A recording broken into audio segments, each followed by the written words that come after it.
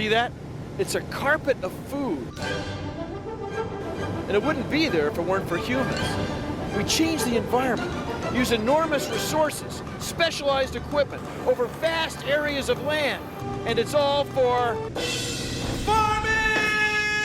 Bill Nye the Science Guy. Bill Nye the Science Guy. Bill Nye the Science Guy. Science rules. Bill Nye the Science Guy. Inertia is a property of matter. Bill Nye the Science Guy. T minus 7 seconds. Bill Nye the Science Guy.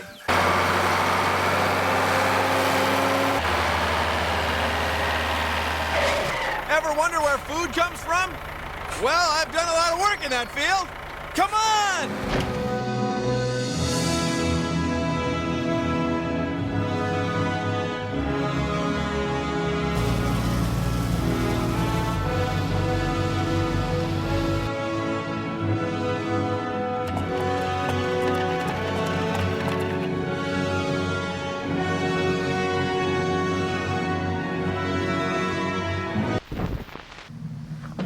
You and I have a lot in common. We eat food. And there are a lot of us. We eat a lot of food. Enough to fill buildings like these. Now, it wouldn't be possible for all of us to eat if we didn't raise our food on farms. Tons of it. This is wheat. It'll be turned into pastry and pasta. You know, spaghetti and donuts. Now, every grain, almost every bit of the food almost any of us ever eats is grown and gathered on a farm.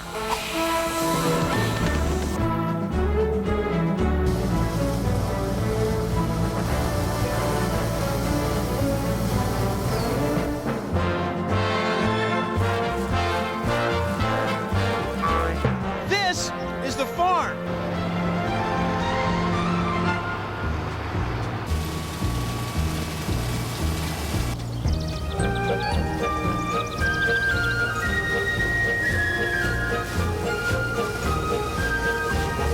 This is the farm. Humans have figured out ways to change the environment so we grow nothing but food. It's science.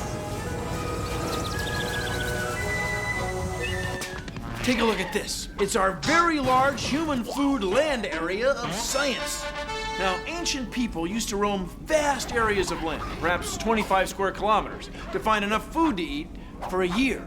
An ancient person, like this one, might have been a hunter-gatherer scavenger, hunted small animals, gathered fruits and vegetables, and scavenged for food that other animals left behind. But over thousands of years, humans figured out how to turn land like this into land like this. It's a farm. They're crops, plants that have been planted in regular patterns to take best advantage of the nutrients in the soil and the amount of water that's available. On this farm, they're even raising some crops just to feed animals. Now, the animals and the crops are both used by humans for food. Now, a couple centuries ago, it took an area of land about 400 meters by 400 meters in North America to feed a family, about 40 acres. But now, around the turn of the 21st century, we're able to feed a person using modern farms with an area of land that's just 50 meters by 50 meters. We've gone from 25 square kilometers to half a soccer field. See, farming is a science. Humans have figured out better and more efficient ways to farm. She may look rude, but she's full of charm, 'cause she knows that food comes from the farm. She's farm girl, let you rock your world. You're an animal. I'm an animal. We're all animals. Animals have to eat to stay alive. So tell me, animal, where do you get your food from, huh? The supermarket? Yeah, but where does the supermarket get its food from? What, do they just go to a bigger supermarket? I don't think so. Try to farm, animal. Food comes from farms. Food comes from farms. You heard me? Food comes from farms! This is a pineapple plantation, a place where people plant and pick pineapples. Good, yummy, yummy. Now, pineapple plants are prickly, so pineapple pickers take precautions. They wear protection. Now you may ask, how does a pineapple picker pick a pineapple? Well, a pineapple picker picks a pineapple with a push. Then you give the top a twist. This part of the pineapple is the peduncle. This cap is the crown.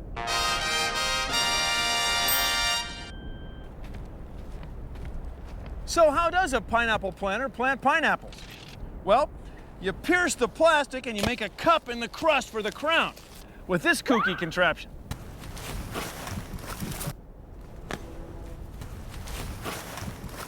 So you may ask, how many pineapples could a pineapple picker pick in a period of time? 15? Well, we're just gonna have to address that later. That particular question. I don't know any more words that begin with P. Platypus, paper cut, pet rock. I just love corn on the cob. You ever seen them cartoons where they eat corn on the cob? It's like it's a typewriter. Ting! Well, of course, when you eat real corn on the cob, it doesn't get that little bell noise or nothing, but, you know, it's still fun, and it's good. It's really good.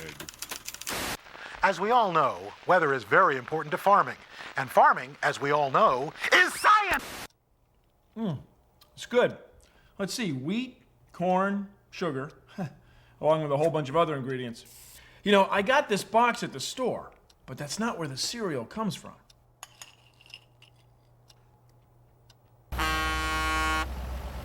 This grain was just gathered from a wheat field.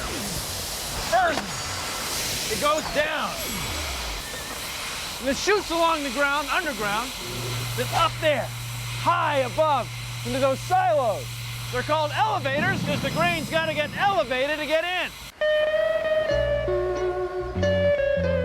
The sugar came from here. It's growing on an island in the middle of the Pacific Ocean. It gets mixed with grain from the middle of North America. Wild. It's packed into bite-sized cereal shapes and shipped to you and you and you and you and you.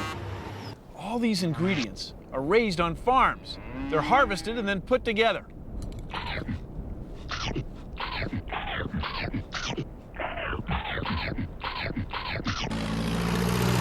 Where does food come from? The shopping center. Where does the shopping center get it? I don't know. Does it come from farms? Yeah, I guess so. You don't have to live on a farm to be a farmer. Just try this. Fold a paper towel and get it wet. Then put your paper towel in a plastic bag with a seed, like a lima bean.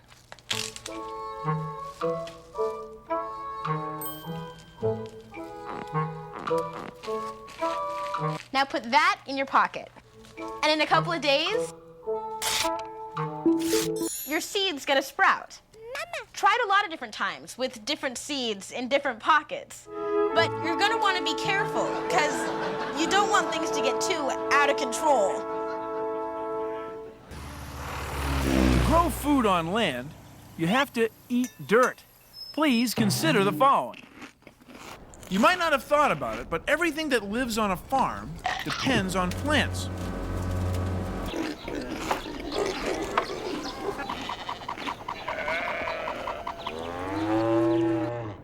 And plants live in dirt. Has to be good dirt. Rich topsoil like this is full of living things.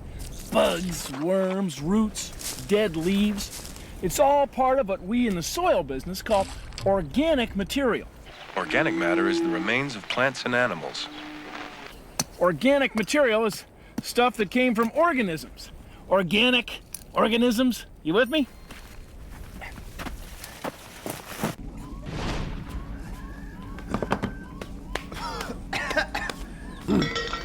Now, topsoil like this is perhaps 10% organic material. The rest is sand and rocks. Now, the kinds of nutrients that plants take up through their roots comes from the organic material. But without that 5, 10, or 20% of organic material like this, hardly anything would grow here. So the plants need the topsoil to grow. It takes centuries for topsoil to form. That's because it takes a long time for living things to gnaw away at dead things and turn them into the kind of nutrients that plants can use. Whenever we eat plants that are grown in soil, in a way, we're eating dirt. Thank you for joining me on Consider the Following. Bill, you're not gonna... Oh, Bill. In each acre of this farmland, there may be as many as 50,000 earthworms. They are constantly loosening hard soil by eating their way through it, opening the soil to air and water necessary for the growth of plants. The earth eaten by earthworms is deposited in small mounds called castings around the openings of their burrows. The castings, a form of manure, help to fertilize the soil.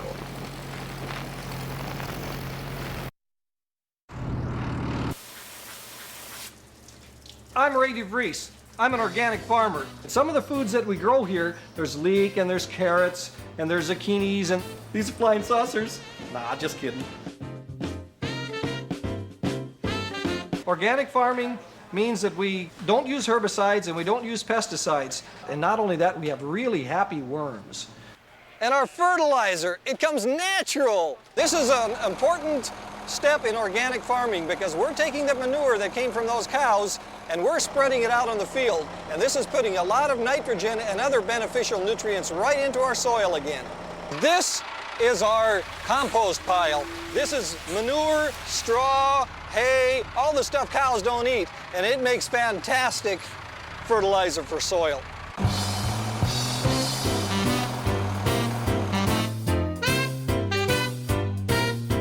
Here we have kale, and what our kale has is aphids. Aphids are bugs that really like living on kale. The thing is, we don't like aphids on our food, so what we spray with is soap and vegetable oil mixed with water. The soap kills the bug, and the vegetable oil makes the soap stick to the bug. It only kills the aphids, the bad bugs, and it allows the good bugs to keep right on living. And because it's just soap and oil, it doesn't hurt us either. This is what organic farming is all about. From healthy soil, we get healthy food.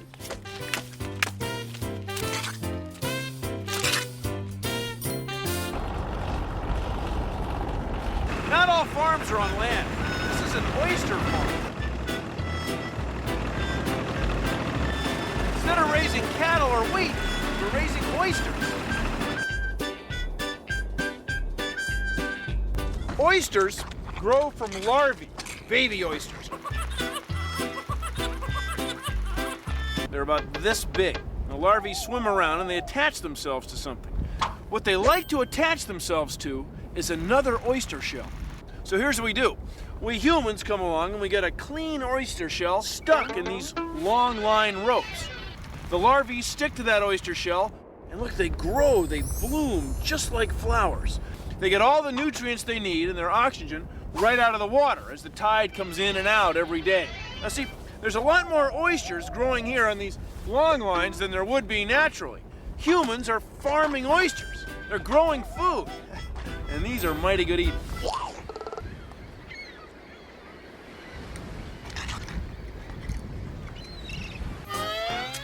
Hey, Pa. Yeah, Ma? Did you know that farming changes the environment? How so, Ma? Well, just think about all the water it takes to raise a single field of hay. Okay. I'm thinking.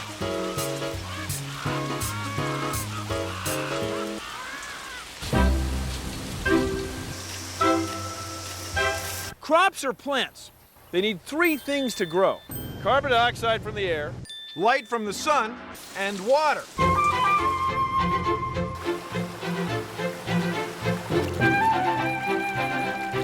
Water is the key.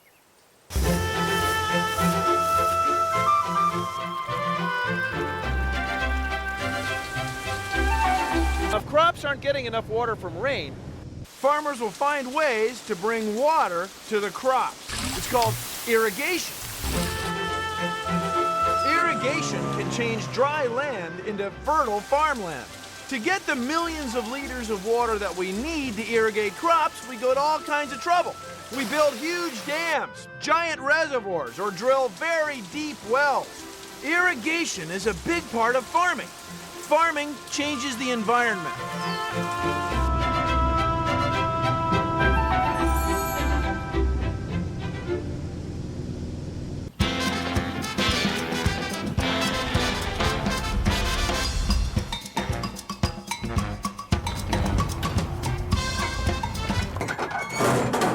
is a headlock, and it catches their heads so they don't move around when you give them a shot, and it doesn't hurt them at all.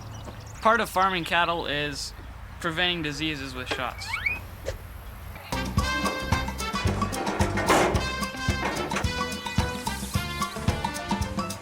This is soft white wheat. It'll be shipped to the Orient to be made into noodles. These are peas right here. We grow peas on the farm with corn and a whole bunch of other crops. After we harvest these, send them to the cannery where they can them, and then they freeze them and put them in the supermarket. After we harvest the peas, there's the vines from the peas and the pea pods, and then we rake it up and make hay out of it to feed the cows. This is an ear of corn that will be ready in about 2 weeks, and we have to hand pick this out of our little patch. This is what my sister calls a little patch. We've got to pick 100 dozen every day.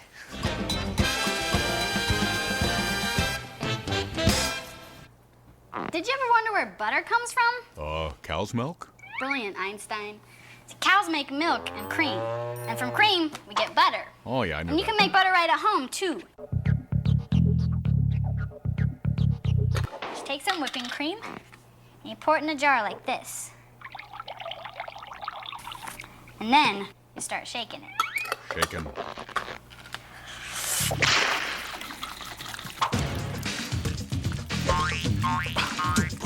Since you get really tired, you might want to have someone help you.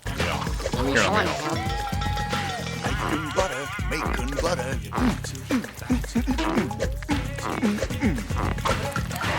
Butter.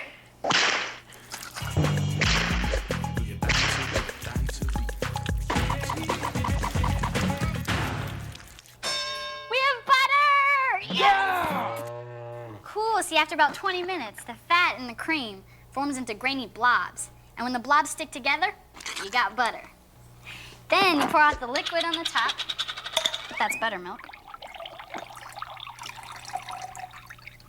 And the stuff left in the bottom, that's your butter. It's cool. I made butter. This is winter rye, like rye bread. But no one's gonna ever eat this crop. The farmer planted it to hold the soil through the wintertime. In the spring, the farmer will plow it into the ground to make organic material for the next crop. See, it's just one more way that farmers have figured out how to grow more food on their land. There's all kinds of people involved. There's botanists, agronomists, geneticists, entomologists, farmers, all working together to manage the soil, the amount of water, and to plant the right kind of crops so we can grow food efficiently. See, farming is science. Hey, Pa. Yeah, Ma. Guess what time it is? What time is it, Ma?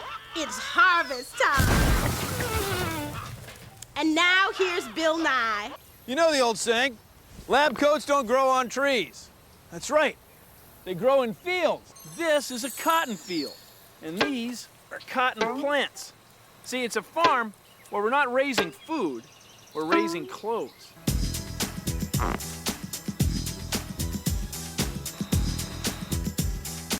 It's time for Mind Your Manners with Billy Kwan. Today's episode, Harvest of Fury. At last, I have grown the perfect tomato on my urban farm. Hey, who put these dirt clods over here in my garden? Get these out of here. Oh, it is so plump and succulent and perfect and... Get this out. and Oh, so my very God. Oh! Ha! You have destroyed my masterpiece! Huh? Your careless clod throwing has turned my beautiful tomato into ketchup! Oh, you want to see some farming, huh? Well, hey, check this out. Oh, she is very good with a farm implement.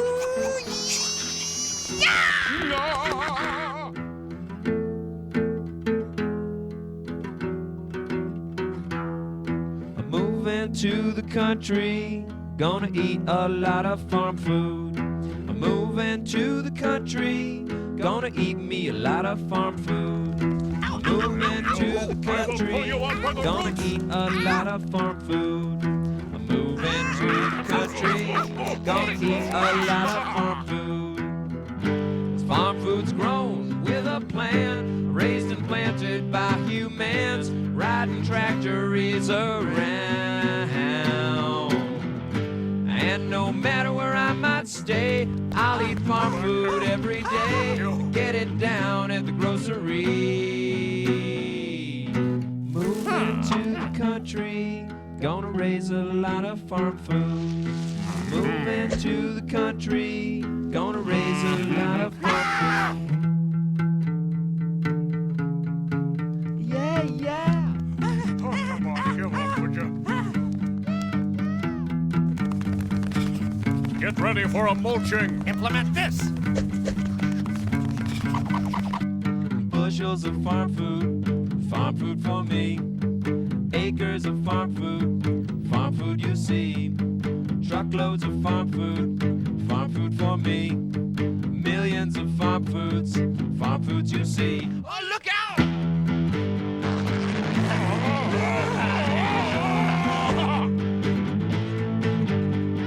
Bushels of farm food for me. Acres of farm food you see. Truckloads of farm food. Millions of farm foods you see. Look out! Remember, boys and girls, be a good tomato, or I will weed you out.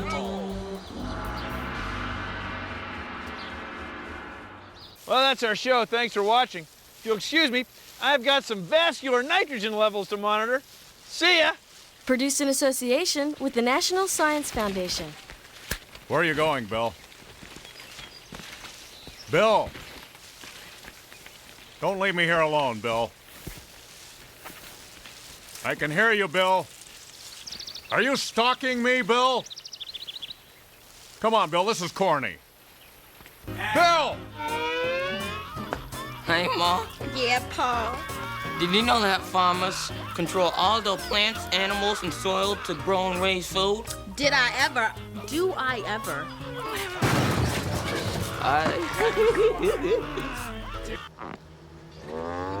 Whoa.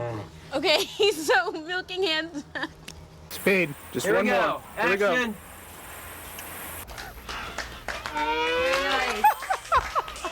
How many pineapples could a pineapple pick in a period of time? Oh, boy.